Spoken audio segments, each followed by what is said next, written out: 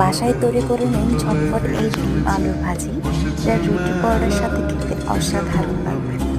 তাহলে দেখে নিন এই রেসিপিটা কীভাবে বানাতে হয়। এর জন্য লাগবে 3টে আলু, 1টি পেঁয়াজ, 1টি ডিম, সাথে 3টে কাঁচা লঙ্কা।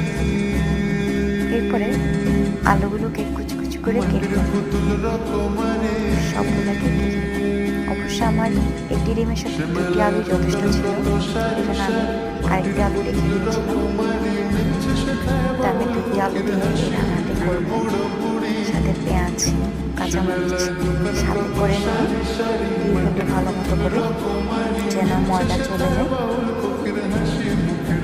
শেষে আমি পেঁয়াজ এবং লঙ্কাগুলো কুচি করে কেটে নেব। এরপরে কড়াইতে তেল দিয়ে একটু গরমে আসার পরে পেঁয়াজ এবং কাঁচামরিচগুলো দিয়ে দেবো।